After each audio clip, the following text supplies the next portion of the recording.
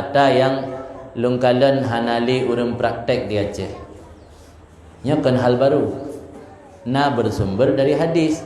Cuma mbak tanya hanali so praktek. Pekan Nabi dalam hadis riwayat Salman, wastaksiru fihi min arba'i kisalin. Kamu perbanyak dalam bulan Ramadan 4 perkara.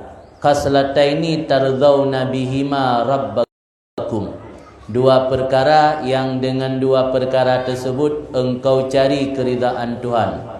Wa khaslataini la ghina bikum anhuma. Dan 2 perkara yang tidak terkaya dengan 2 perkara tersebut kamu daripada 2 perkara tersebut. Mana tidak terkaya, sangat butuh.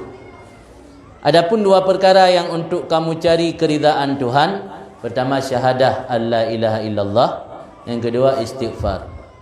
Adapun 2 perkara yang kamu sangat butuh tidak bisa lepas, yaitu kamu mohon syurga dan berlindung daripada neraka. Maka bak tempat gop dan bak tanya ulun kalian hana urun praktek. Tapi di Samalanga dalam tahun terakhirnya menjelang berbuka kamu yukun tanya. Dan kertasnya na hebat cuman pada un lagi dengan kopi itu ni perbanyak nasi lang bentuk PDF dia jelum bagi nyo baca you dalam berbuka. Pertama asyhadu an la ilaha illallah astaghfirullah nas'alukal jannata wa na'udzubika minan nar. Yang kana mampu bawa dah beralang hadis. Nyan baca 5 minit tit dalam berbuka karena saat berbuka puasa nyan wate mustajabah doa. Keluarga uronyo sibuk urang biasa menjelang buka puasa ngan foto makanan. Kalinya ada perubahan juga nampakat. Mio haik tun 15 minit tut leh dalam berbuka foto le.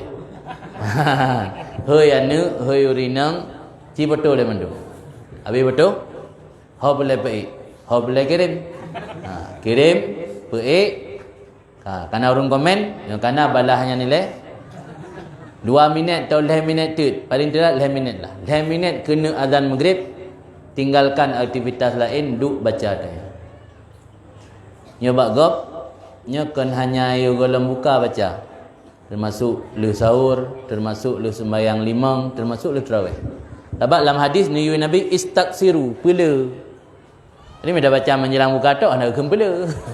Pula istaksiru fihi arba'a min arba'i kisalin. Perbanyak olehmu dalam bulan Ramadan 4 perkara.